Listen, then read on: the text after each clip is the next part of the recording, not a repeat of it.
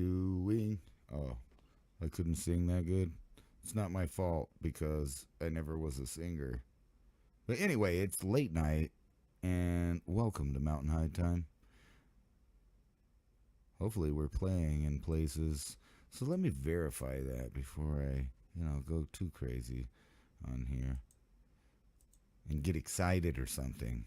Yeah, it looks like I'm live, and it looks like the title's right and everything. So we'll just, go from here. Is a large target and a small lack of course. It's the what they call that? The malfunctioning Grand Central, or somebody said it. I'll remember it in a minute because I'm a goldfish, but hopefully that'll do it. They had the confirmation for what was his name? Pete Hegseth. And it went about as well as I would expect it to. Here's a few snippets from that. Mr. Hegseth, are you attracted to obese Hawaiian women with a below normal IQ? No, Senator. Mr. Hegseth, are you aware that I used the potty all by myself today? No, Senator. Mr. Hegseth, you seem to be pretty fertile. If confirmed, would you commit to putting a baby in me? No, Senator.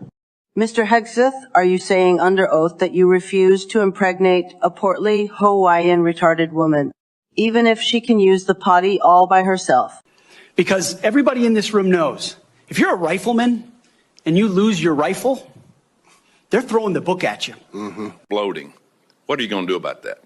There's an inverse relationship between the size of staffs.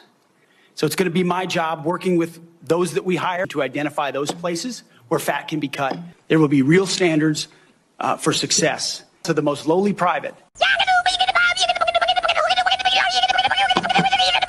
Oh my God, bro.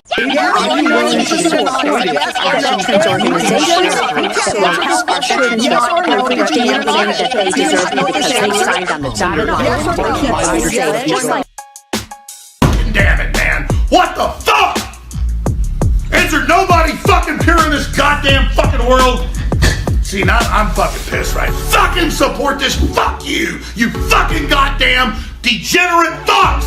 See, I shouldn't even be on air right now. Looks like a fucking Emperor Palpatine. And that cocksucker knows full fucking well I shouldn't be on air right now. When the fuck are we going live? Should we shut these feeds down and delete those? I'm gonna try to control myself. Aha! Aha! What do you know from funny, you bastard? All right. So anyway, I was watching this the other day. I played a little bit of it on Civilization Cycle. Somebody told me it was really echo, so I don't know what happened here. But I'm going to play it again for you and tell me what you think about this. It kind of sounds like a threat, maybe a promise. If you don't know what the difference between a threat and a promise is, I can show you. No, I'm just kidding, but check this out.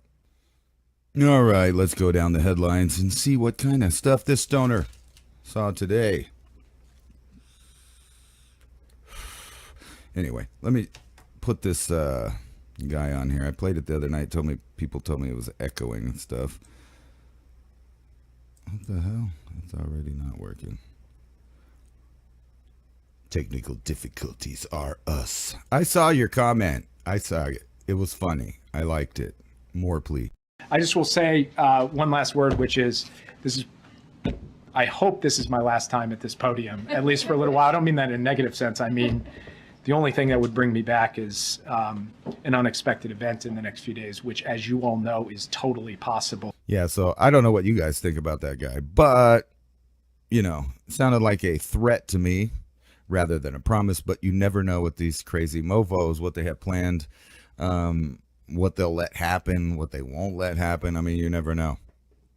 I'm not going to say false flag, but maybe a failure in intelligence could happen. I mean, because what is it? Less than 48 hours away before the new president gets inaugurated. And we're going to get into that. Things are about to get shaken up, changed for the better. I don't know. I hope so. And I hope the ideas that supposedly are being pushed around are actually what's going to happen, and not the same old meet the new boss. It's the same as the old boss and the boss before that and the boss before that and the boss before that and the boss before that, where they continually promise patriotic sounding ideas but then never follow through with them, and always leave the American people holding the bag of money that they have to, hand over to that central banking cartel that seems to run everything, no matter who is in office when, from here on out. So let's check that out. So here's this article that I was talking about, posted 1 week ago. Excuse the stuttering. We'll try to, let me take some stuttering medication.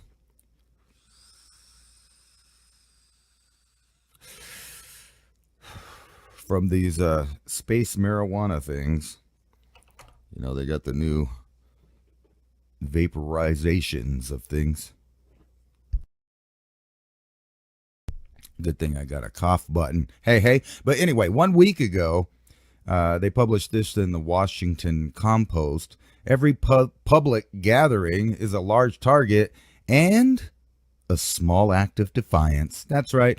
They're kind of pushing you to go ahead and get out there, which I kind of agree with, as far as, I don't think that people should live in a society where they're afraid to go to events. And I think the government should have a handle on its intelligence enough to prevent foreign actors or super crazy people from being able to do certain things that they keep getting away with doing. We used to live in a nation where, that really wouldn't happen because almost everyone had a piece of iron on their hip and they would put it down as soon as it started. So there is more to a game than a stadium. A contest swirls through the beloved cities such as New Orleans for more than 4 quarters, blah, blah, blah. Everybody, likes to go to the football games, but with some guy acting crazy with ice coolers and pew-pews, it's got people shaking. And you notice they always hit these big cities. Like, when was the last time that a super event with that kind of magnitude and ties to different stuff? And I, for one, do think it's weird that the guy that caught himself on a cyber, what was it, a cyber blowout sale there in front of the Trump building. Now, I don't know what was going on with that, and I don't claim to know. That's the problem with all of these things, is you can't trust mainstream media, but at the same time, the truth is you don't know squat. You don't know squat. All you're seeing it through is the lens through other people's media, unless you so happen to be there to watch an event. And even then, even now, you can't really trust anything that you see or hear.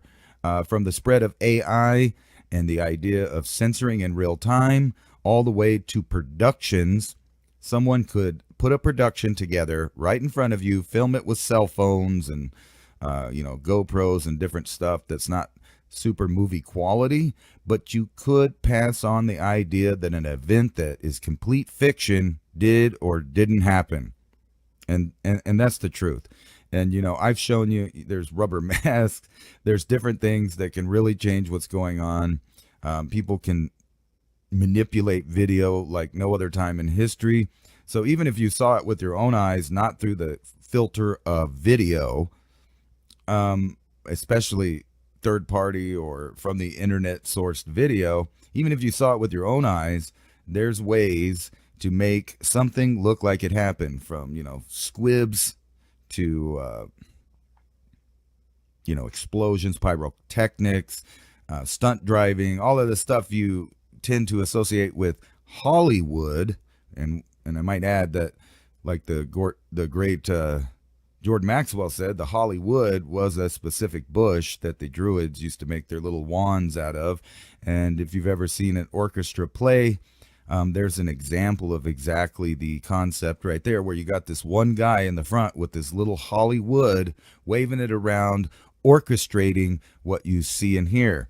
Now, if you know how much the military industrial complex has invested, associated with, and worked with, from everything from plots to dialogue to, being able to show badass military vehicles and things inside movies for your entertainment, then why wouldn't Hollywood stretch back into the real world and be able to put productions on for the public in a manipulative way? I'll just say that. In other words, creating spectacles that may or may not actually exist using these techniques that they perfected in the entertainment industry. Now, I'm not saying they're doing it. I'm saying it's possible. And when something's possible, you can't, as a logical person, exclude the idea from your mind or from possibility of what may or may not have happened. And I hate that I have to speak in word salad. It's like the there's the TikTok effect where people get on line and then they really only like to watch things that are between 9 seconds and 1 minute long, which would include Facebook reels and shorts and stories, and it's the TikTok effect. And a lot of people think that it didn't get a hold of them, but if you pay attention to exactly how much attention span that you put on each idea, you'd realize that human beings by nature are not far from a goldfish as far as the attention span goes. So if you're not someone that's a critical thinker, or someone that tries, at least maybe fails, but at least tries to use deductive logic to control your reasoning about how you view the world and use that as the filter instead of political or ideological or media presentations as your source of reality, then maybe you might be able to see a different pattern going on. Not saying you're right, not saying I'm right. However, you should be able to think about things and expand out those ideas. I think I can hear the ocean. Smell it, too. Aha! Becky, that was quite interesting, though, that, they kind of push in this idea of not being able to go out, but, you're a super defier. They want you to be a rebel when it comes to their ideas of things, but never be a rebel as far as thinking for yourself goes. No, I'm not Hunter Biden. I just have a nose itch because of the massive amounts of floating cat hair that seems to be around me today. Let's get back to the actual headlines there and see where were we going. I already had a stoner moment and let you guys off in my wake of ADD. Yeah, so every public gathering is a large target and a small act of defiance. And, one thing I was going to say is that either way, I've never found it a good idea to be trapped in a large area with few exits, with security deciding for me how I'm going to be able to navigate in an emergency. So I've never thought that was a good idea. I've never wanted to participate in it. Armed, unarmed, I still don't want to be kettled and told what to do by low IQ doofuses that think they're in charge of the way things work around here. Anyway, I'll move on. Let's talk about drones for a minute. Iran unveils a new loitering drone. So this is going to be like, how when the cops mess with that guy that hangs out at the corner store? This is going to be like that, except for with nations. So this, they're going to do policing actions and use excuses to really not like this, when really the whole theme of the New World Order is loitering and watching everything that everyone does. But anyway, Iran unveils new loitering drone, announces drone buildup. No surprise there, right? Iran's Islamic Revolution Guard Corps, IRGC, has unveiled its latest loitering munitions drone, the Rezvan, if I pronounce that right, I don't know, during the ongoing military drills, codenamed Great Prophet 19. The drone will range 20 kilometers and an operating time of about 20 minutes. So for you drone people, that's nothing. 20 minutes is literally nothing. They have gas-powered drones They can stay up for like 32 hours. I forgot exactly the name of each one, but there's even some commercial gas-powered drones that could stay up for quite some time. So that's pretty cool. They're nice little nothing burger, really. I mean, it's going to watch for 20 minutes and then blow up, I guess, But that's okay, because, it's the they're tying it's funny because they're tying their munitions into their kind of religious things, which is real similar to the way that the United States did, naming things like Titans and Geminis and all of these other things that go back to esoteric things. And now you got one of the newer Abrahamic religions using their holy names and references for things that kill human beings. So, when they send up suicide drones fired from these cylindrical launchers and transmit live video to the operator, allowing the precise target selection and engagement, it's a lot like what you were seeing in the Ukraine, and you're probably going to see, if the war doesn't end in the real soon with the new administration, you're going to start seeing this type of drone hit the airwaves with your new reality of what's real. And I wanted to show you this thing right here. So if you think you're not kind of taking part in it, you're delusional. You're delusional if you allow your government to go around the world and police the world with what's the name on here? Warheads on foreheads. Warheads on foreheads. And they gave me this nice little trinket. It's cool.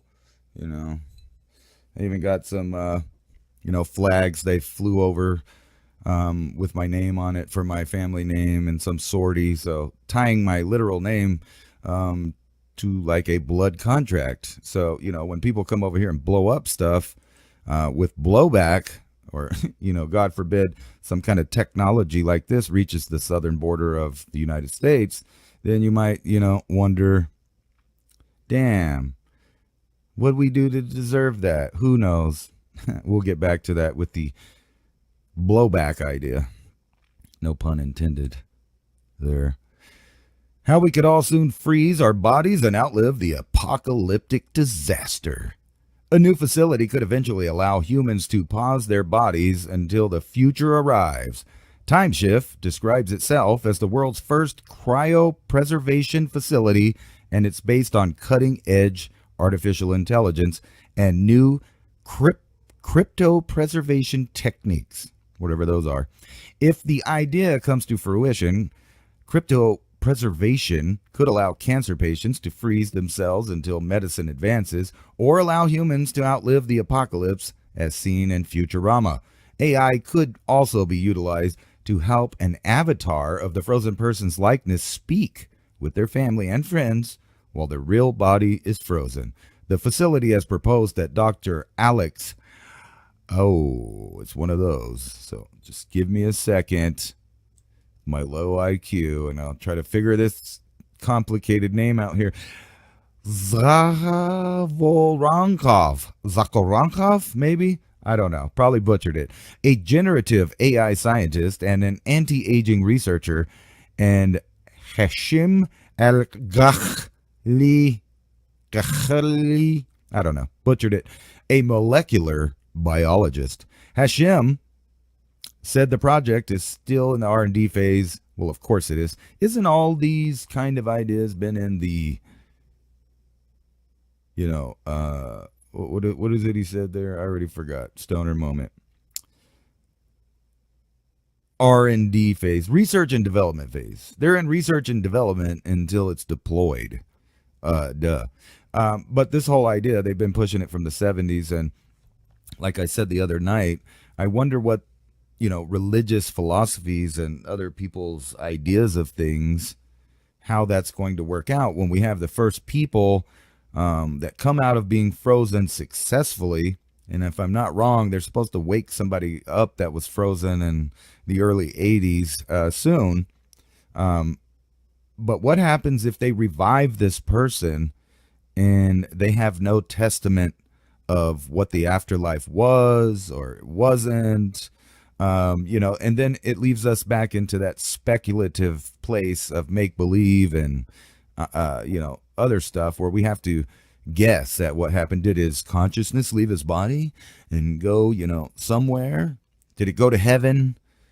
Was he snatched back from whatever other place that was and brought back in his body? Or maybe that has nothing to do with anything. And maybe if you do have a spirit and it does leave when your body decides it's dead, then that corpse or that body would be completely unoccupied, but still have the memory because of the patterns in your brain with the neurons on how you keep track of what's happened in your life would still be in the brain if the brain wasn't damaged.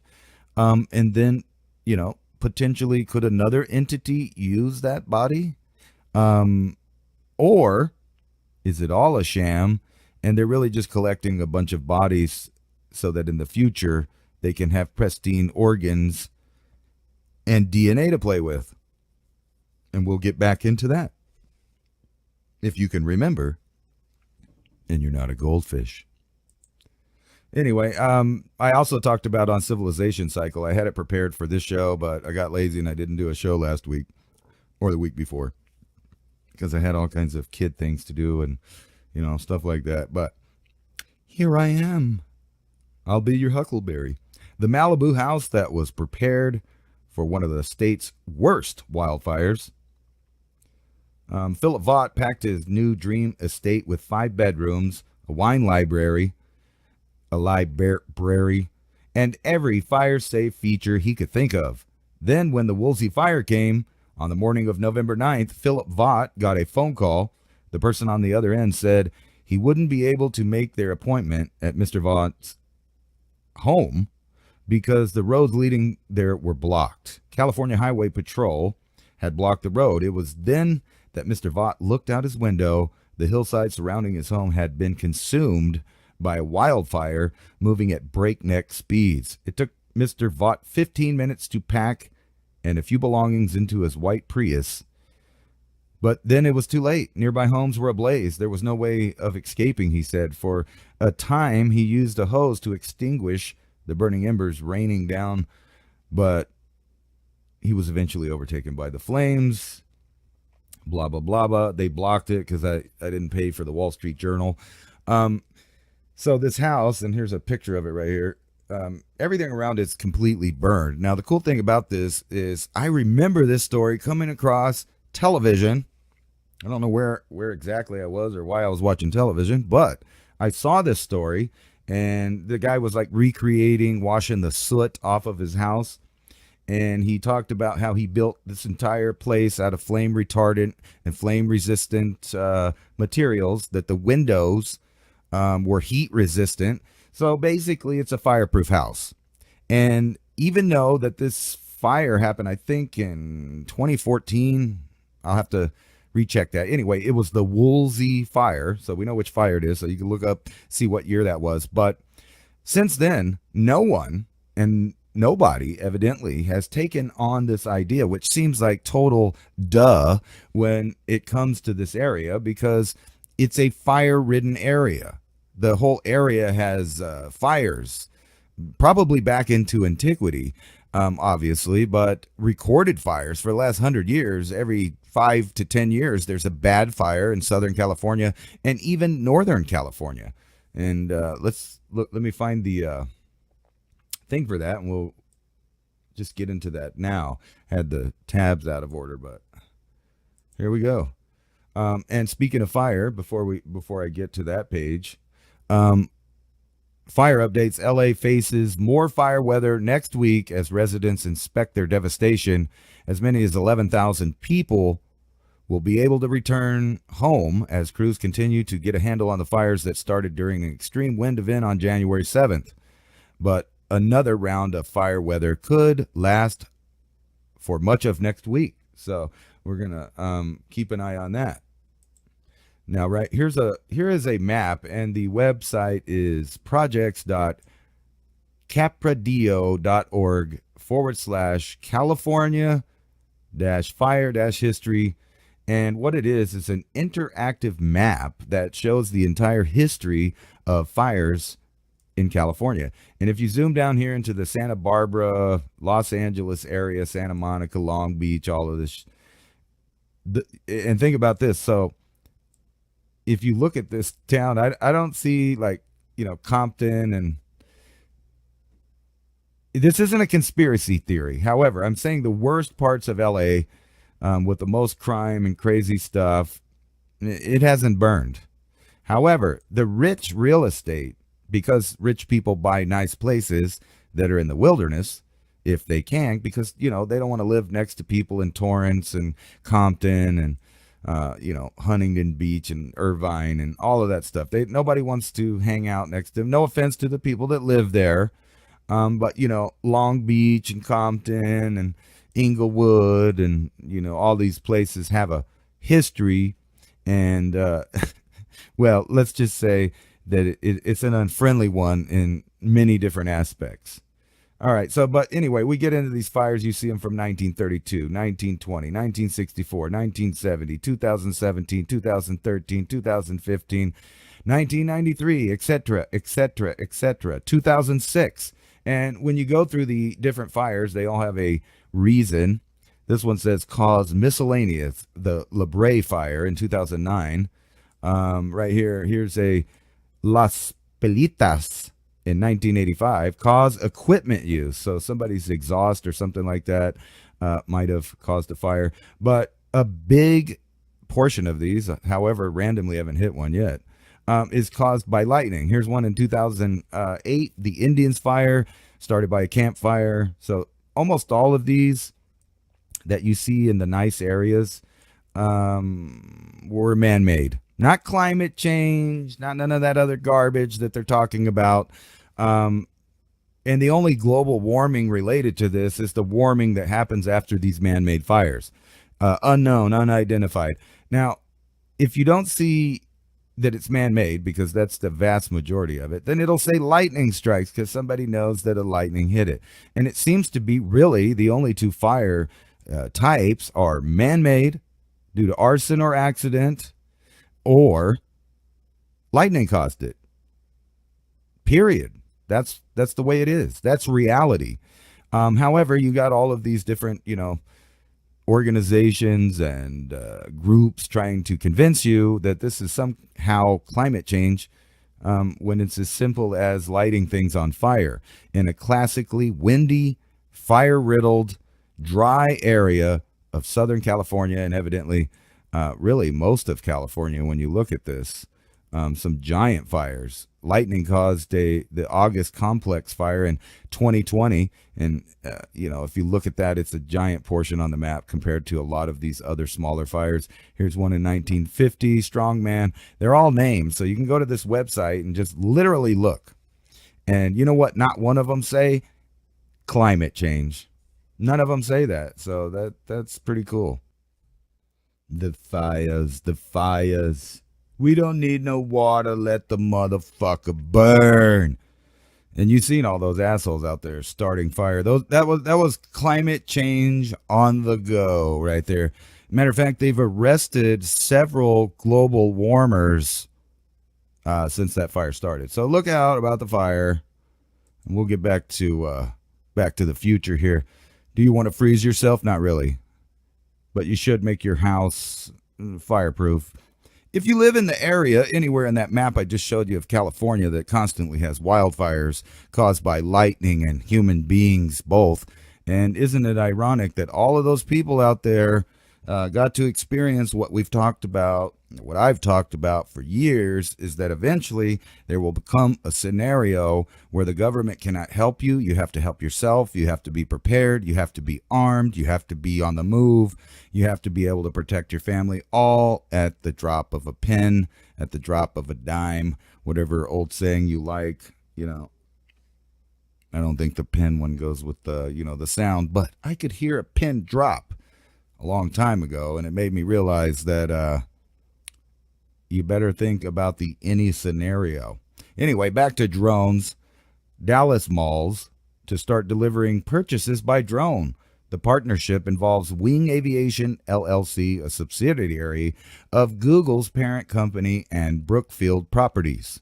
The drone company is partnering with DoorDash to bring delivery services to customers' homes from local mall in Texas. The partnership marks the first of its kind deal with Wing Aviation LLC, a subsidiary of Google's parent company, Alphabet. It's like, is that not the government? Come on, man. Alphabet, just like in your face, but whatever. And Brookfield Properties for shoppers in the Dallas-Fort Worth Metroplex. We are proud to be the first landlord to provide drone delivery as another avenue to help our tenants serve our communities, said Katie Kurtz, Senior Vice President of Business Development at Brookfield Properties. We're committed to meeting and changing needs of the way people shop. So, again, I kind of been harping on this, that they were going to use, kind of the public's paranoia and drama for mysteries, or appetite for mysteries and drama is more what I meant, to pass new regulations to allow more and more of this type of thing to clutter the airspace everywhere, delivering it. And think about this: whenever you get mandated to stay home for this, that, or the third, don't worry about it. They'll just deliver drone drop-offs. It's like the care package. And you know how many people from the age of Gen X down are already, kind of psychologically brainwashed into knowing exactly what this is. This is just an airdrop from a drone. It's a care package. In the near future, this may be dropping off ammunition. Obviously, they can drop bombs off, high altitude surveillance, and then low altitude surveillance, because, you got to get your grub on from the DoorDash, right? So when you get your Chinese food, I don't know about you, but it seems like these parent companies like Google and Alphabet and blah, blah, blah might use that time to, I don't know, maybe scan things or spy on things in some way, keep track of things for third-party use. I'm just saying, I don't know. Doesn't sound like a good idea to me. Anyway, speaking of drones, Chinese drone firm DJI, which I'm about to go test here in just a little while, eliminates automatic no-fly zones 1 week before Trump's inauguration. Now, you can leave it to your own imagination why they would do that. I think it's for spying reasons, or even to allow maybe some people that maybe crossed borders they weren't supposed to be crossing to get to places they're not supposed to be at. And, the sky's the limit, so to speak, on what you can do with drones, using it in conjunction with other type technologies. I don't know, misters or bombs or lasers. You pick it up. You guys are conspiracy theorists. You can make up whatever you want to make up. However, that doesn't mean just because it's implausible that it's not impossible, and the fact that we live in a world where people keep doing stretching the limit of what they can do with things and breaking the ceiling on people's ideas. I think that, drone warfare is going to be something that is going to take humans by storm. And I'm not even getting to the far out point of Skynet and robots hunting down humans. How about just humans hunting down humans? That's bad enough, ain't it? But you could, say, use a small DJI in association with some other technology to cause some kind of disruption, anything from surveillance to assassination. So, yeah, that is kind of weird. But I personally think the reason the Chinese are doing this is strictly for surveillance. As I explained the other night, these drones come with a camera. The camera allows you to use it in film and blah, blah, blah. You get that part. But what most people don't get is its navigation system requires it to use infrared sensors on it. And those infrared sensors are a camera. It's a camera by another name. Infrared sensors to keep it so that it could keep spatial awareness and not crash into things is the purpose of it. However, knowing that you can calibrate these sensors, I got to see that it has quite a fine a pretty good resolution infrared camera if you were to use it for that purpose. And the thing has, I think, let's see, 2, 4, 6, 8 of them, I believe, on most drones to keep it, magnetically centered where it needs to go in relation to GPS, but also for physical spatial awareness so it doesn't run into crap. The AI needs that so that it could fly your drone back to you in case you lose connection, blah, blah, blah. But you can see how you could expand these technologies to do things that they were not designed for. In other news, NVIDIA announces partnership with Toyota to develop autonomous vehicle tech. Now, in my opinion, they may never, ever totally go all the way over to electric vehicles as far as the main transportation for the masses, for human beings. However, they will be partially electric in the way that you need a certain amount of electricity to run an artificial intelligence system or an auto car. That's weird. Automatic for most people, just meant that you put it in gear and you didn't have to mess with the transmission. But now auto car means that the damn thing drives places itself. And guess what? Do you think that car would be loyal to you or the company if the company told it to go somewhere or not go somewhere, or that any number of companies didn't just go ahead and partner with the government, not only to steal and spy on you, steal your information and spy on you, but render you incapacitated if they wanted to.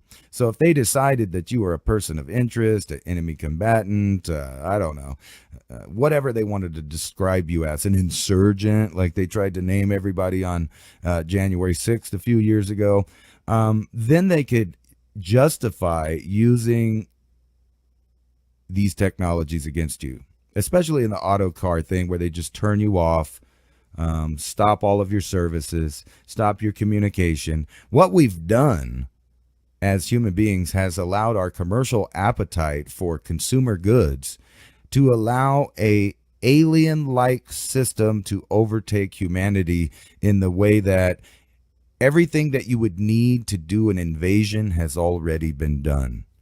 Let's move on. How Russia created unjammable drone with a retro twist. And I suspect that free thinking individuals with deductive logic out there will explain why this is, or not explain, but will realize why this is a big deal and how they may be using this technology themselves in the near future. How Russia created an unjammable drone with a retro twist, a weapon resembling a toy telephone, is changing the face of warfare on the Ukrainian battlefield. As the drone whirls into the sky, something unusual trails behind it. A fiber optic cable barely visible to the naked eye. The other end of the cable is attached to a pilot using remote control unit to guide the first-person view machine towards its target. So this is kind of like that Iranian loitering drone, except for this one, you can't scan. You can't pick up unless you're using some kind of other technology, but you're not going to hack this or jam it or none of that crap because it's literally fly-by-wire. Not fly-by-wire controlled by an AI, but fly by a wire literally connected to the pilot somewhere else. Hundreds of miles of the front lines in Ukraine are covered by invisible but almost impenetrable shields of electronic pulses that knock drones out of the sky. In other words, they have little small EMPs. And just like I predicted, the drone weapons race is on. So last year, General Pierre Schiel, the French Army's chief of staff, said that an event in Paris that 75% of Russians and Ukrainian drones were being knocked out by jamming. This is why unmanned aerial vehicles manufacturers on both sides have reverted back to a rather rudimentary tactic,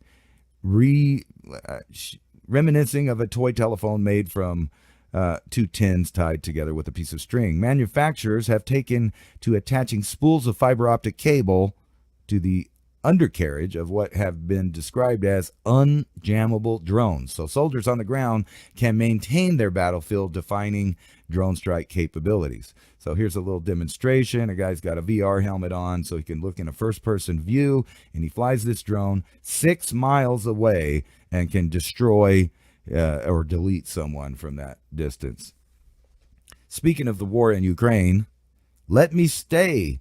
Captured North Korean soldier insists he wants to stay in the Ukraine after 300 of his comrades killed in Vlad's meat grinder, according to the Sun.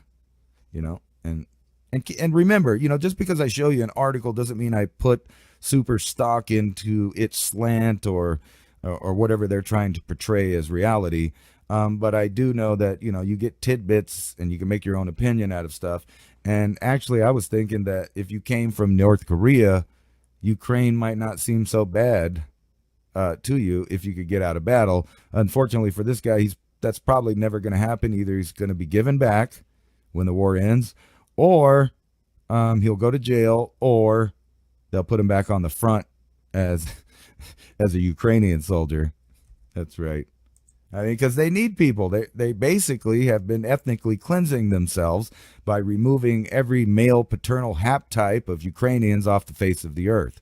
And if you don't realize that's what's always happened in these great killings, whether you're talking about the Bolshevik Revolution or the Communist revolutions or World War II or whatever aspect, Cambodia, Pol Pot, whatever. What happens is mostly male paternal haptypes, in other words, get removed from the face of the earth. It's a form of ethnic cleansing, and no one wants to call it that anymore. So China constructing D-Day style barges for possible Taiwan invasion. Taipei considers recruiting foreign fighters, while Beijing's new sea vessels draw inspiration from 1944 Normandy landings, in which I literally had a grandfather doing that in 1944, and another grandfather in the Pacific Ocean on the other side of the war theater. So that's always kind of a trip to me. But notice those are two articles kind of right in a row there where you see new technology having to revert to old technology to get around technology. So in other words, if you start using your brain differently, you can start merging the new technologies to do things that you couldn't do in the old world. But there are some things that just cannot be replaced.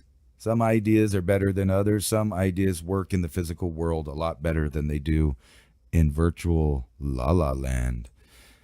The bomb is back as the risk of nuclear war enters a new age. Fears of nuclear conflict are growing again as arsenals expand, alliances shift, and treaties dissolve. At the end of the Cold War, global powers reached the consensus that the world would be better off with fewer nuclear weapons. That era is now over. Treaties are collapsing. Some nuclear powers are strengthening their arsenals, including the U.S., probably Russia, China, India, the U.K., and others. Probably Israel. And let's see here. Where was I? The risk of growing that nuclear weapons will spread more widely, and the use of tactical nuclear weapons to gain battlefield advantage is no longer unimaginable. And keep in mind, there's all kinds of nukes. They got nukes they can fire out of artillery.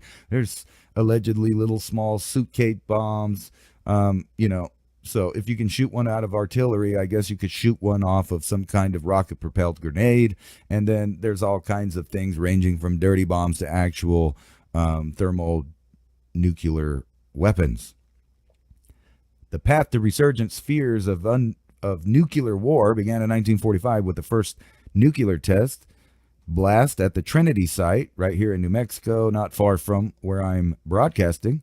In 1963, during the throes of American Cold War rivalry with the Soviet Union, President John F. Kennedy described his fear of nuclear age without guardrails, in which dozens of nations possessed weapons of mass destruction, what he called the greatest possible danger and hazard. For decades, armed control agreements, technological challenges, and fears of mutually assured destruction, kept such a doomsday on the distant horizon. As years passed, U.S. and Russia stockpiles of nuclear warheads grew, then shrank, while in China in recent years began its ascent. And so just like I said, let's see who they're listing over here. And don't count out Japan. Japan has a lot of refined uranium, and they're some of the best in the world when it comes to rocket technology. They have a lot of satellites, a lot of technology. Don't count them out. So I would suggest China, India, the UK, they're listing France here, the US, Russia, and who else? Probably Israel. And then, they're going to tell us Iran soon. That's how that works. Then they'll have an excuse. Anyway, I thought that this was a cool article to throw in here. Changing topics for a minute. Ancient Egyptian air conditioning could help cool modern buildings. One research team hopes to harness 5,000-year-old ideas to battle rising temperatures that are not existing.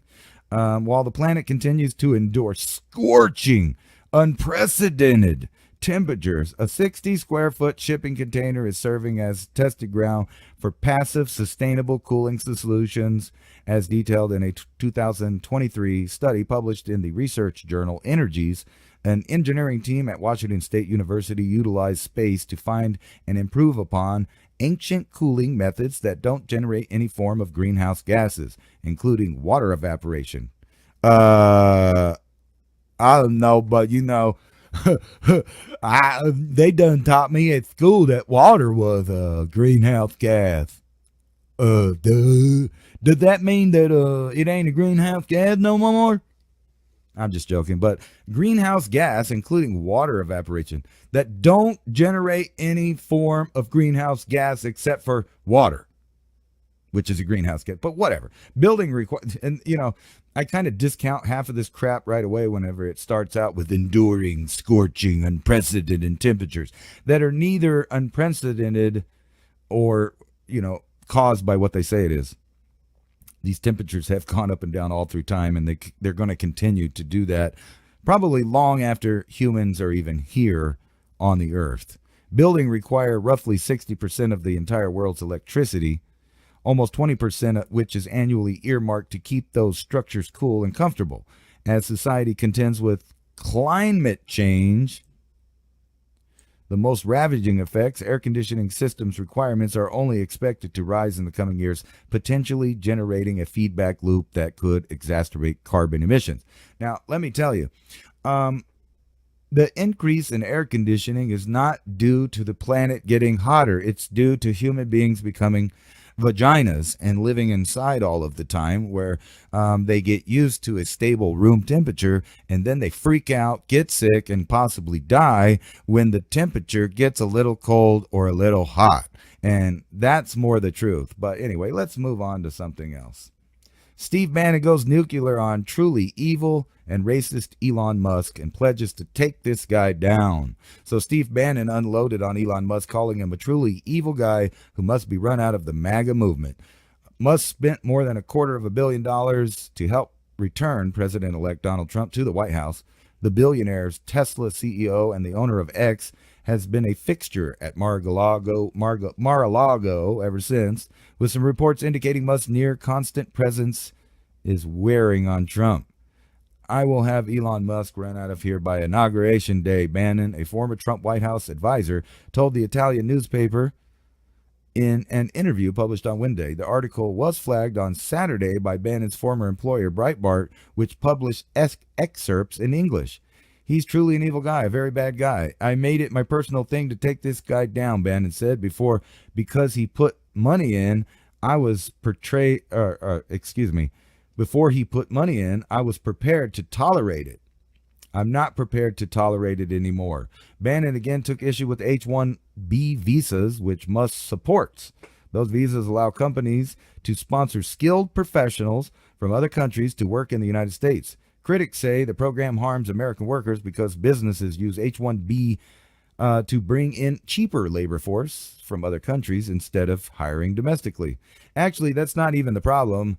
It's that they're not using it to get the top 1% of minds or people that can do stuff. Instead, it's a bunch of cooks and janitors and stuff with just dumb low IQ Americans could do. You know, I could use some paychecks and, you know, I know how to clean floors and stuff. Us poor dumb Americans can't have none of them jobs, man. That's only for smart people. So we gotta get other people to cook the food and clean the floors, because, you know, I guess we's too dumb to clean the floors too. Just kidding. So what you're looking at, for those of you on the radio that can't see it, is a new design on planes, which I think is fantastic if it would work exactly like this. So far, but now this could soon change, as an engineering team is working on anyway, it's showing a plane crash, and like most plane crashes, when the plane hits the ground, people burn to death and die. That's just the sad fact of when plane crashes. However, what this does is, evidently, if the pilot gets time to know about it, I guess, they drop the passenger section like a care package off of a drone. And it's supposed to land safely, like on water or on land. But basically, it just detaches from the plane where the jet fuel, motors, and pilots are located, and supposedly you fall comfortably to the ground, survive without any harm. Now, I don't see why they don't do this already. The reason most people die, obviously, in airplanes is because if they do have time, there are no parachutes available. They don't give parachutes to people. No one has parachutes on a commercial flight. However, what if the whole plane just parachuted down to the ground? And for those watching, unfortunately, you know, looking at those planes might remind you of real crashes. Those are computer generated, but the point's made pretty clearly. And matter of fact, the last couple crashes that I watched that were real, that's exactly what happened. They managed to get the plane safely level to the horizon on the ground, but because they couldn't slow down, they eventually hit something and burst into flames and, you know, killed hundreds of people on each flight. So, you know, that's depressing. Let's move on. But maybe, you know, they'll pop that on there so we can have some parachute down to the bottom while you kiss your butt goodbye. Now, 200 years ago, people were probably freaking out around the globe as the sun mysteriously turned blue, and now scientists finally know why. Volcanic eruptions that can wreak havoc on the environment also produce some pretty wild optical effects. In 1831, a massive volcanic eruption cooled the Earth's atmosphere by 1 degree Celsius and even caused the sun to appear in varying shades of purple, green, and even blue due to the excess sulfur dioxide in the atmosphere. So yes, the reason that in this article that they're giving, and I think most scientists would agree, that the sun changed color was due to different gases filtering the light that we get here on Earth. Now, other people keep saying stuff like, oh, well, maybe the sun changed color. If it was blue, we'd be dead, most likely. It's like the hottest color short of white out there, and you know, it wouldn't cool off. It would be frying us if it was blue. Now, blue light is something different. That's maybe caused by gas, obviously, right here, excess sulfur dioxide. So I don't think our sun ever turned blue. I don't think there was ever any micronova because, you know, well, it's not a white dwarf, which is the things that produce the micronova. And if they're talking about some other kind of thing, maybe so, but it's doubtful because there's just really no evidence of that. But people are clinging on to this micronova idea. Whatever. The human brain processes thoughts at 5 million times slower than the average internet connection. And that's why they want to hook you to the internet. Don't get it twisted. They want to hook you right in there with these people. People think many millions of times slower than the average internet connection. Scientists have found the body's sensory systems, including the eyes, ears, skin, and nose, gather data about the environment at the rate of about billion bits per second. But the brain processes these signals at only about 10 bits per second, millions of times slower than the inputs. According to the author, Marcus Meister, a bit is the unit of information in computing. A typical Wi-Fi connection processes about 50 million bits per second. Despite the brain having over 85 billion neurons, researchers found that humans think around 10 bits per second, like a goldfish, a number they called extremely low. Writing in the scientific journal Neuron, researcher co-author Marcus Meister said, every moment we are extracting just 10 bits from the trillions that our senses are taking in and using those 10 to perceive the world around us and make decisions. So obviously something that can put out 5 million more times bits that's connected to your brain is going to fundamentally change the evolution of humans. In other words, so when we start putting ourselves with new parts and Wi-Fi, the brain may go into new and bizarre behaviors, considering that it does have quantum computer capabilities somewhat, or at least that's what's theorized, that there's enough processing power in there to do some amazing things. However, we can't access it. Now, in my opinion, it's probably already filled up with all that mathematics and, calculus and trigonometry that it takes for you to throw a baseball and catch it in a glove, or hit a ball with a stick, or go fishing, or do any kind of athletic anything. Your body is already doing those calculations. It's just not on the conscious mind. True, there are some idiot savants that can access that computing power. However, the rest of their life seems to be a little bit off.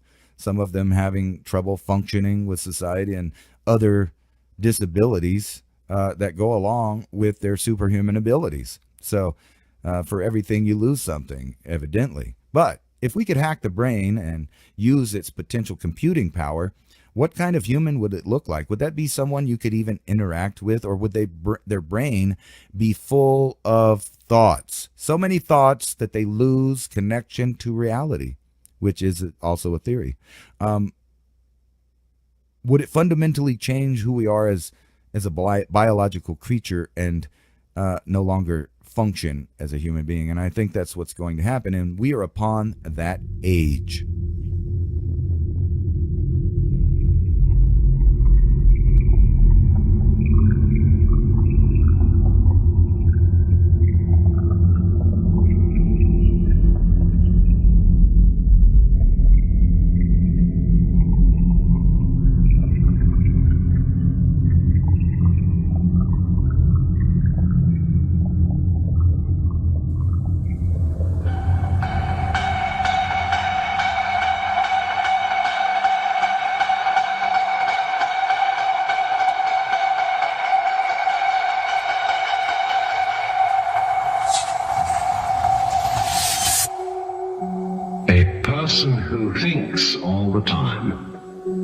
Has nothing to think about except thoughts. So he loses touch with reality and lives in a world of illusions. By thoughts, I mean specifically chatter in the skull, perpetual and compulsive repetition of words, of reckoning and calculating.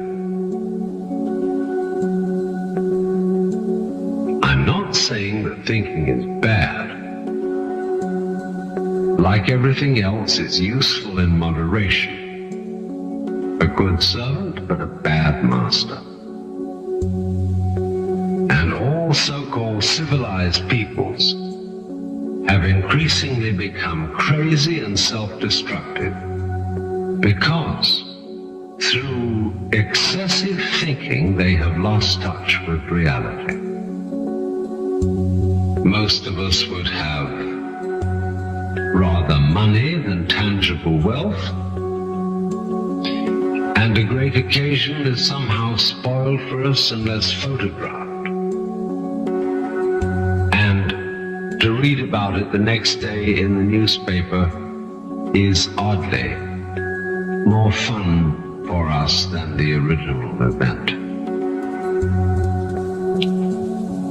This is a disaster. To get in touch with reality, there is an art of meditation, of what is called yoga or jhana in India, Chan in China, and Zen in Japan. It is the art of temporarily silencing the mind, of stopping the chatter in the skull. Of course, you can't force your mind to be silent. That would be like trying to smooth ripples in water with a flat iron. Water becomes clear and calm only when left alone.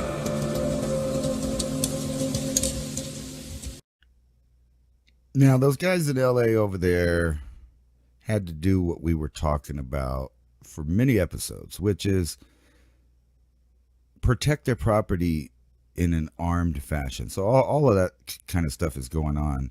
And as we look over there, not to say I'm Nostradamus, but I predicted that there would be situations in the near future where people would have to do just that. Everything from getting up and walking away from their home on foot, leaving all of their possessions behind, to defending their life, property, and, their whole situation in an armed way. And not only that, also that there would be people out there preying on people that are vulnerable. Armed LA residents patrolled neighborhood in violation of their evacuation orders. With police forces overwhelmed by the enormous scope and devastation in Los Angeles County, residents are starting to take matters into their own hands, defying mandatory evacuation orders to instead guard their homes and their neighbors' properties with firearms. As they reported yesterday, losses from the wildfire in Los Angeles County are poised to reach $250 billion or more. And as I mentioned earlier, more fire might be on the way, at least fire weather. Property isn't the only thing being destroyed, it's also being stolen. Property isn't only being destroyed, it's also being stolen by brazen looters. The neighbor of one LA County resident gave a disturbing description of what was going on in their streets. There were like 100 people that came up on scooters and were trying to get into any and all houses on this street. And you see this whole list of a small sampling of mugshots associated with people charged with looting. But not only looting, we saw all the videos of people going around starting fires, helping the globe warm. In response, LA County Sheriff Robert Luna has imposed a curfew, saying, "We're not screwing around with this. We don't want people taking advantage of our residents that have already been victimized." Of course, strong words are little defense against looters determined to prey on vulnerable innocents.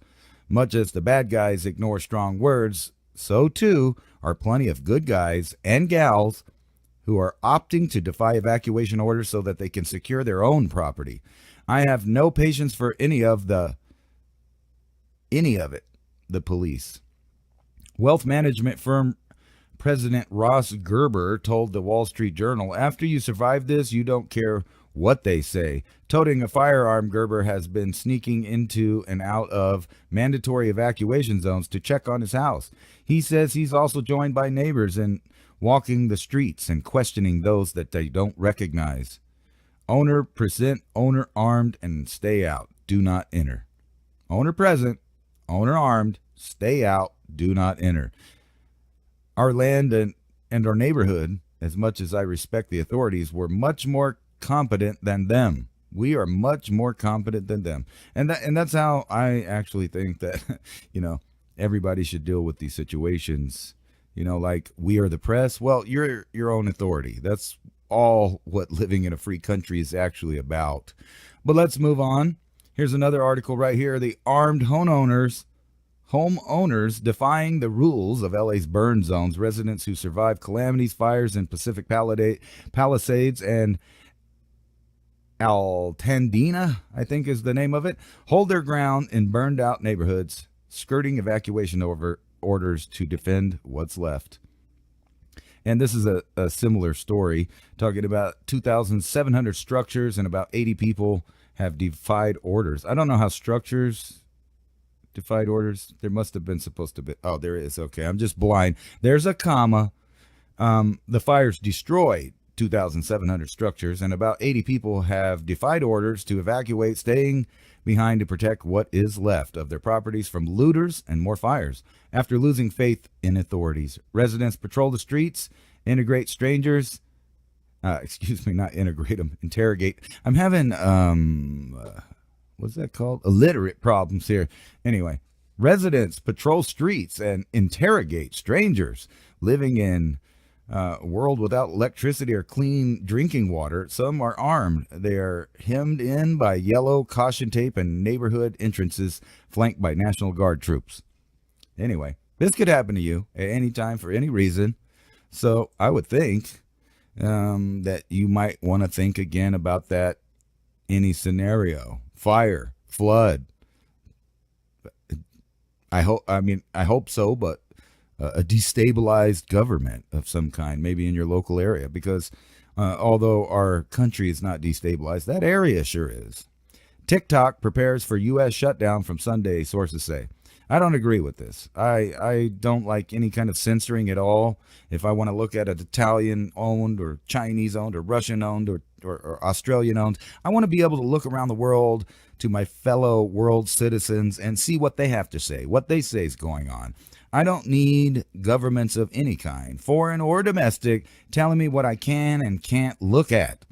Now, I do agree that there should be some safeguards and limitations for young people to access these platforms for the reason that they know that it rewires the brain. It rewires the brain and gives this TikTok effect, which is kind of like a slot machine in which people get little hits of dopamine. It's very similar to the way that the video game structure is now set up, where they get people addicted to short bursts of dopamine to keep them addicted to looking for that instant gratification like a goldfish. Now, it also does some other disturbing things that people might not know about, from video games to looking at media. They found in video games, when kids played that, or adults, whoever, the simulated death that happens on a lot of these war games actually puts a small amount of cortisol and other stress hormones.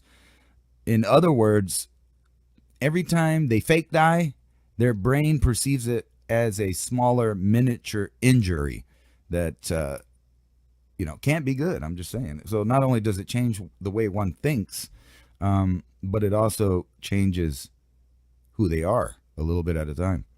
TikTok plans to shut down its app for the U.S. users from Sunday, when the federal ban on the social media app could come into effect unless the Supreme Court moves to block it.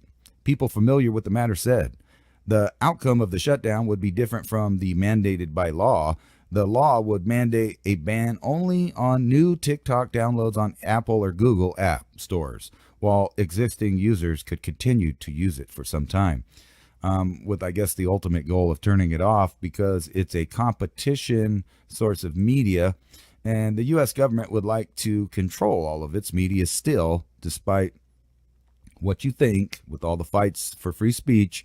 It's, still up for grabs.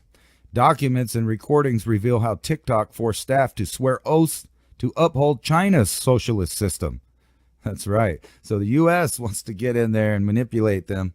But you would hopefully already realize these kind of things whenever you interact with them. Who owns it? Who's making the media? Who's pushing the agenda? Why do they keep saying stuff and all of that? So you should be using your own, critical thinking skills to decide if something's propaganda or not, when sometimes it's just most obviously is. And in fact, all news is propaganda. You got your gray propaganda, your white propaganda, and your black propaganda. Is it truth? Is it truth to portray something as good because you want to, and there's an ulterior motive? Or is it truth mixed with a little bit of lie? Or is it just straight out lies? Those are the kind of propagandas that you're always dealing with, always. China-based sister company Douyin swearing not to divulge state secrets, disrupt national honor, or undermine ethnic unity. That sounds kind of racist if you ask me. Anyway, let's move on. U.S. bans red food dye over possible cancer risk. health authorities. You think all the things out there that's, problems, like maybe expensive foods and then they're dirty foods. We all know that. But now they're going to attack these, Cheerios or not Cheerios, Lucky Charms and whatever. Meanwhile, those other kinds of new technologies that are coming out, they don't even want you to think about. They want you to think about the old stuff. Now that everybody's caught on to Monsanto and food dyes and GMOs and etc., there's some new threats out there. And if you're not paying attention, well, they can shove all this in your face and make you think that you have these little fake victories over the system, which in fact you don't. Just like when they started removing BPH from things because people didn't want to drink that or have it in their drink or be saturated in it. They were like, oh, okay, well, we'll start making these BPA free ones, but then here's you this new compound, BPH or something like that. Don't quote me on the letters. I think you know what I'm talking about, though. So what they did is they just replaced one thing with something else that may or may not be just as bad or worse. So this is kind of a joke. I would worry about, not doing intravenous drugs before you start worrying about food dyes. And I hope you know what I mean by that. You shouldn't do drugs, and I don't care who's pushing the idea. Speaking of which, FDA moves to slash nicotine in cigarettes. Now, that's weird. There's some weird conspiracy theories out there that involved nicotine. I'm not going to tell you what they are because I don't want to get in trouble and banned and moved off the network because me said hurdy words or bad facts. All right, but the proposed rule would drastically reduce the level of nicotine in combustible tobacco products, but it would not apply to vapes. That's right. If you're vaping, you can stay totally addicted to nicotine. It's just the smoking they want to reduce. The main way that people actually, ingest nicotine. Speaking of which, now maybe it is a good idea, maybe it's not an idea. What it makes me think of is people are just going to be smoking more to get their fix, and it ain't going to help with people quitting or not smoking or none of that stuff. And maybe this has something to do with conspiracy theories out there. All of a sudden they're deciding nicotine bad, we slash. Who knows what's really going on. This is an interesting thing. This is over on InfoWars. I'm not going to play it because of how they are, but allegedly the LA captain who warned of impending firestorm blows the whistle and exposes bureaucratic, I'm not going to say the next word, of the Los Angeles firefighting system. So I think that this is a good listen if you go over there. Yeah, it's interesting. Then this other guy talks about things that I talk about, like you might not want to get into a large group at certain gatherings because weirdos are out there doing weird things. In the food, yep, prices are going up. They're going to blame these colder blast, the polar blast, for the reason your beef's going to go up. And it's already pretty far up there, along with eggs and cheese and milk and all of these other things. But, it's supposed to be a very, very cold inauguration. Temperatures will be the lowest since 1985. How's that for global warming? The weather forecast calls for a chance of snow Sunday, followed by gusty winds and high temperatures only around 20 degrees. They're still high. I guess it's still global warming and stuff, like even if it's like 20 degrees outside, whatever, dude. Anyway, Trump inauguration, security fears, and concrete barriers and fencing surrounding the Ring of Steel.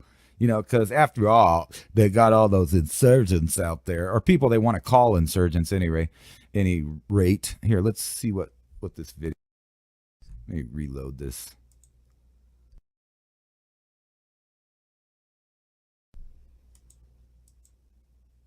Didn't want to reload. Oh well, we'll move on. Anyway, it's an iron ring. It's the new boss will be the old boss. There's going to be threats, real and fabled, out there. I hate to tell you. Some immigrants are already leaving the U.S. in self-deportations as Trump threat looms, which me myself I thought was kind of silly. Well, I guess you get to go home, and they probably won't put handcuffs on you if you just fly out now. Later, he might have handcuffs. I don't know. Anyway, people are leaving because they fear that they're going to get deported and get sent home. Well, I don't know what to tell you. Maybe you should have came in the right way and then you wouldn't have to worry about it. I'm just saying. Netanyahu postpones cabinet vote on Gaza Strip ceasefire deal. No surprise here. No surprise at all. I don't even care about, two groups of Semitic ethnic groups fighting over land that supposedly belongs to these people or those people or some people. But the idea is kind of silly to me. And let me tell you, I am not anti-Semitic. But, this idea of a group of people that are, all around the world deciding that they need to go to their homeland from 2,500 years ago, you can think what you want about that, but it's equivalent to knowing that the majority of people in the UK are directly related to some of the red-headed mummies in Egypt that, because they lived there a long time ago. Just saying. Tutankhamun has a lot of evidently shared DNA in the UK with, I think it's like 70 to 80% of people that live in the UK of the various different kinds of people that live there. The different whiteys, the Welsh and the Irish and the Cumbrians and the Cornwallians or whatever they call themselves, the Scots, the Welsh, the Irish, the Anglo-Saxons, all the whole lot, whatever. That's like them saying, you know what, we should just take back Egypt because we used to live there thousands of years ago, and that's our ancestral homeland. Matter of fact, DNA evidence is showing that a lot of people in Europe actually came out of the Middle East about 6,500 years ago. Where they came from before that? Oh, I think it was like the steppes of Eurasia out there in the Russian land. Should we go take back Russia because it's the ancestral homeland of certain paternal and maternal haptypes? Should we take back Egypt because people once lived there? It gets to be a silly idea once you think about it like that. I mean, is there some dude out there in Europe that's like almost all early Neolithic hunter-gatherer before the waves of Indo-Europeans came or other Middle Easterners came in different waves, and then they mixed and their genes mixed, and, we have Europeans nowadays and Italians and French, and you got to keep in mind none of those countries even existed a few hundred years ago. And a few more hundred years ago, we're talking Roman Empire, right? So the whole area was the same, but that would be as stupid as the people from the UK banding together and then saying, you know what, we're taking the Nile River back. We're just taking it back. We used to live there a long time ago. None of us, but some of our ancient ancestors arrived here from there, or at least, came here and got bumping and grinding. That would be silly, wouldn't it? But that's basically what's going on there. Wall Street thinks U.S. homes are overpriced. Well, Wall Street ain't alone. Anybody trying to buy a house knows that prices are just silly. They're just mad crazy expensive. I've been wanting to get out of where I live for a long time and find some house that I could maybe possibly get into rent to own that had some land that I could farm, but stuff's expensive and it's all filled up. Now, here in a few months or maybe in a year, there may be a lot more open housing for Americans to use because millions of people are going to be removed that now occupy said space. And I'm sorry, but that's just a factual thing. There's really not that many homes. We have problems with too many people, not enough homes. And then we also have a problem of corporations buying up all the private property, making it harder and harder for any American to ever reach the American dream of owning a home and having a place where, they only have to pay Uncle Sam rent in the form of property taxes once in a while to stay there. Everybody else is paying that rent, thousands and thousands and thousands of dollars a month, leaving their household, making it almost impossible for them to save or gain wealth because they're going to pay all of their bills, their car note, their house, all of that stuff starts to add up until they're incapable of creating any kind of transitional or inherited wealth for their children in the future. And that's just how that is. Anyway, moving on. Apple's AI is constantly butchering huge news stories sent to millions of users. It's widely irresponsible that Apple doesn't turn off summaries for news apps until it gets a bit better at this AI thing. Basically, they're fake news. Anyway, super fake news. Here, I'm going to turn this off so I know where I'm at here. Anyway, that's what I was saying before. You can't believe anything you see, hear, read. You watch the video. You saw it with your own eyes. You might want to question whether or not it's real. And that's all the way from news stories to everything. And, you know, I've been talking on the idea for a long time of AI literally getting out of control and starting to control all of the human domain. Everything from military to media to how your food gets to where it goes. Soon it'll be telling you what to eat, what not to eat, what your genes mean, what you're supposed to be doing with your life, etc. And then you get to the point of people wanting to merge with the Internet of Things, and then you get this weird idea where now humans have, 50 million bits or whatever instead of the 10 bits that it does per second. I forgot the math. You have to rewind it to check it out, but basically that's the direction that they want humans to go. Is that good for humans? I don't think so, especially when you look in the face of things like this, Apple's AI constantly butchering huge news stories, basically giving you fake news. For over a month, roughly as long as the feature has been available to iPhone, publishers have found that it consistently generates false information and pushes that to millions of its users. Despite broadcasting a barrage of fabrications for weeks, Apple has yet to meaningfully address the problem. In other words, they don't think it's that big a deal. And, with the way media works, you can make people believe everything. So don't badmouth TikTok for its propaganda when you know that all of them are now changing over to an AI style propaganda. And I wouldn't discount, Twitter for doing artificial algorithms as well.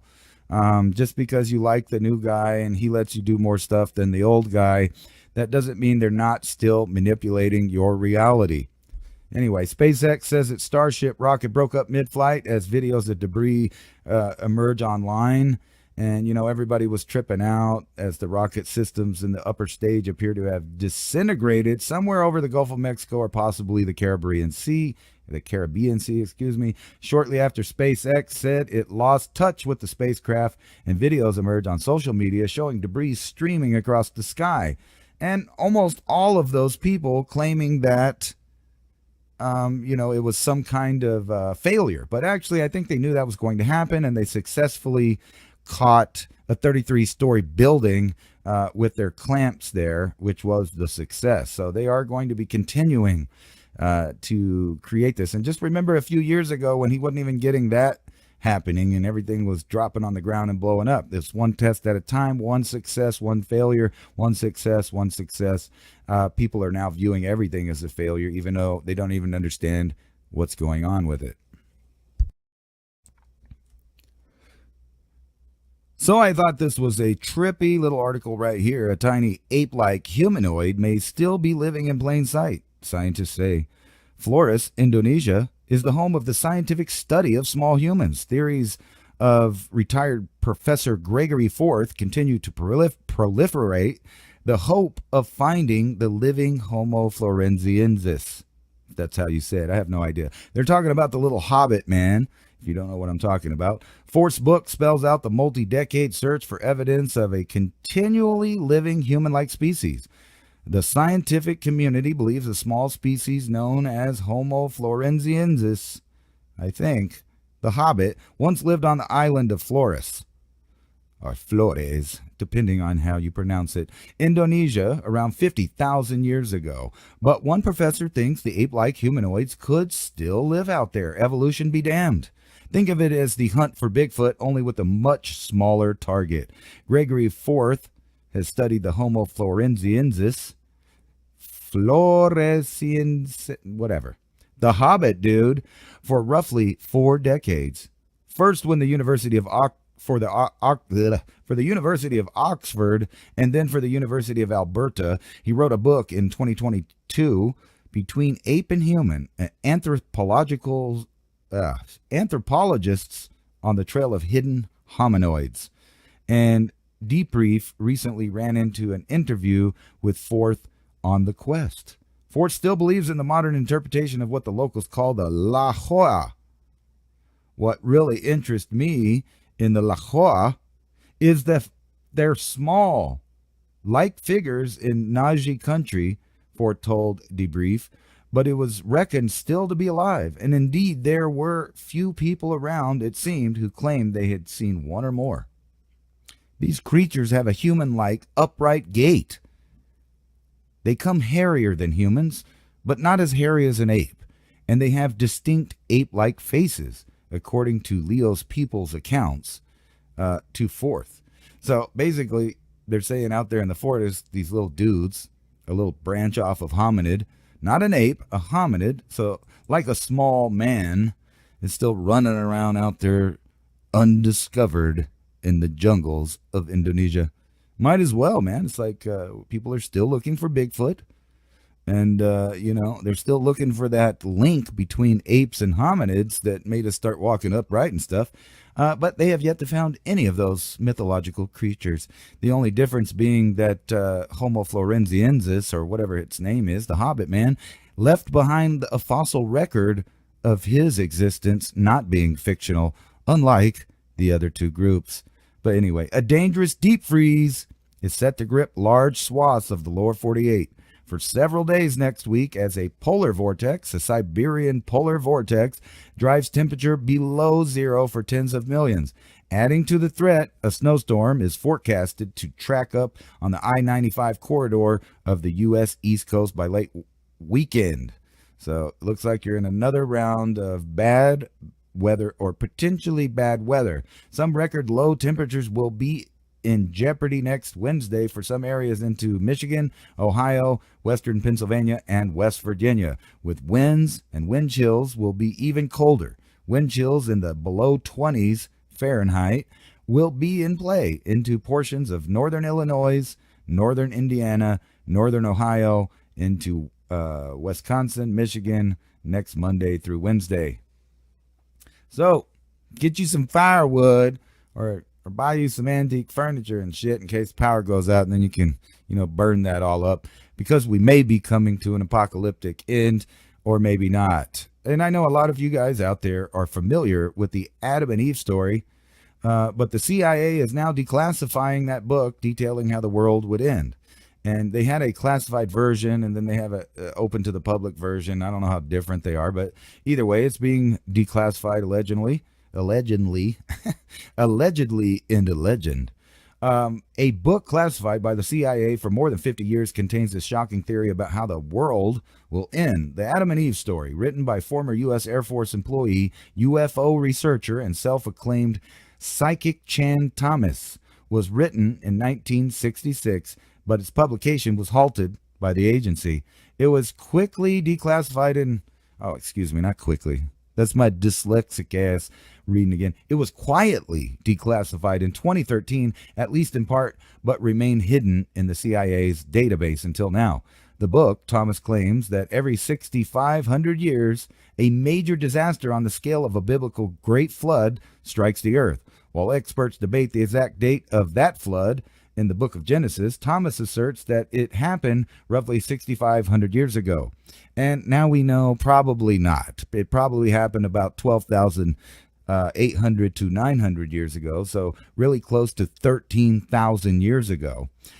Anyway, there are some archaeological and geological evidence to support that claim. By that logic, Thomas argues that the next catastrophe is imminent.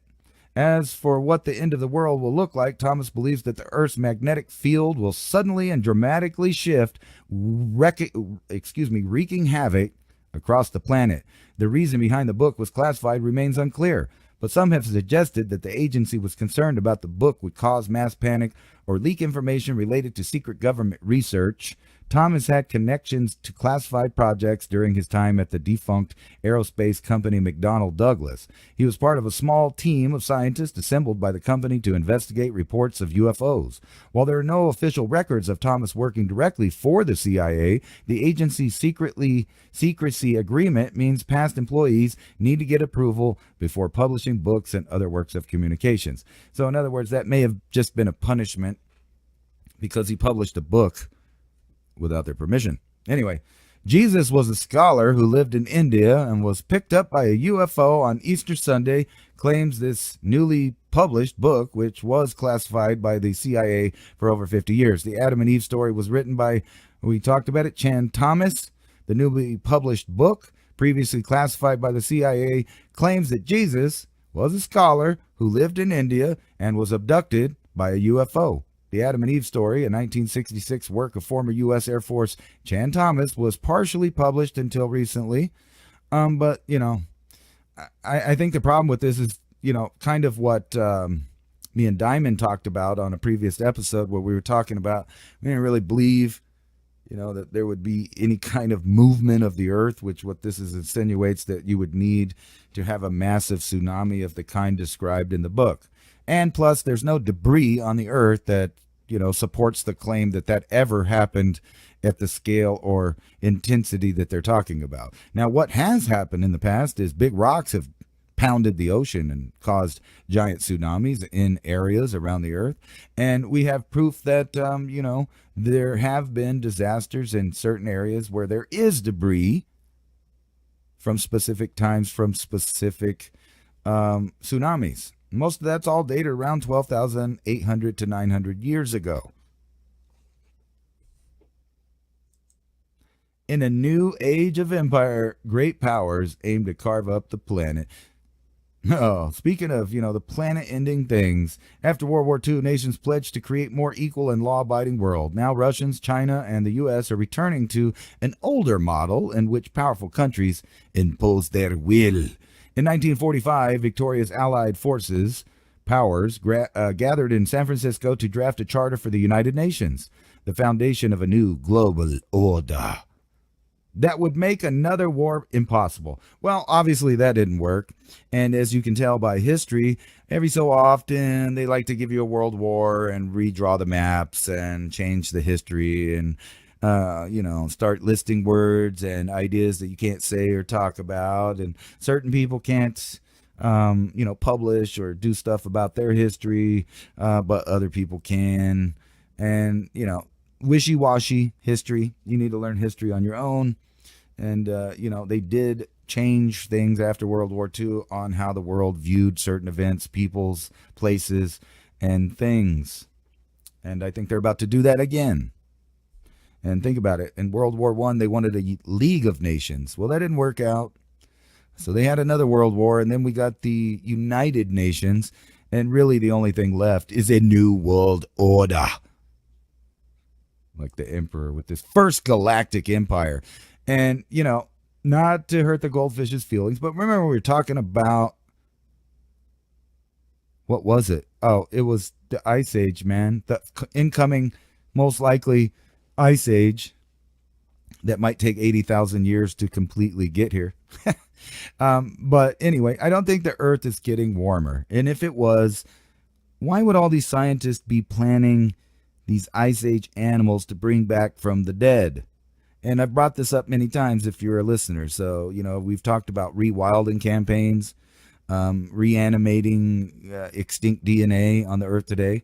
So, you know, they have a lot of different projects. They're mixing hybrids, basically, trying to create extinct animals or extinct animal. Actually, it's new animals that are like extinct animals. But anyway, scientists trying to bring back the woolly mammoth back to life. De-extinction startup founder and his plans to revive the world. And, you know, you can delve into this yourself. But they're talking about stuff that last set foot around 12,000 years ago BC. So we were just talking about what happened around those times. The megafauna disappeared, right? And now all of a sudden, for some reason, all the stuff that they are looking at to bring back seems to be that era of animals that it's pre 12,000 years ago. So you could take that however you want to, but it seems like they're planning for a world that's cooler with a lot less humans. And matter of fact, they're making these areas where they say humans can't live in because, you know, they got these endangered species, and now it'll be extinct species they're trying to bring back to see what it does to the tundra and how it affects it. And, you know, they have all of their various scientific reasons why, but really the question is, should they? Now, I'm not the person to decide that, but it does look like we're not planning for the same kind of world that they're telling you is being created. Maybe just a big Ice Age animal park controlled by AI and a few humans living somewhere. I don't know. Anyway, one last thing. I wanted to remind everybody that the winds will be picking up and the fire conditions will be returning next week. So if you're not freezing, you might be burning. So look out. Take care of yourself. Nobody's coming to help. Help yourself.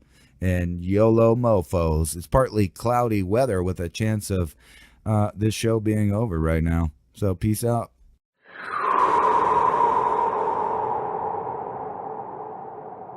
That's very dirty.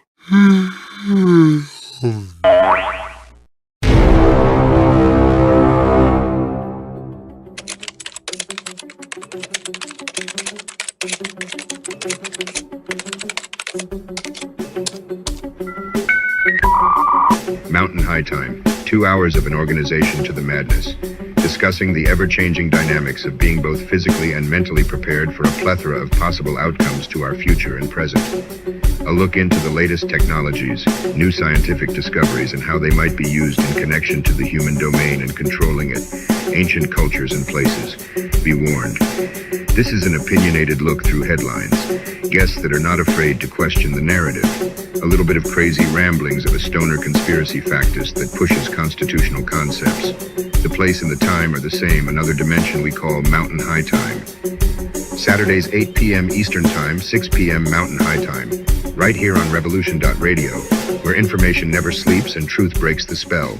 You are listening to Mountain High Time on Revolution.radio. That's 177.6 on your freedom of speech dial, where the place and the time are the same.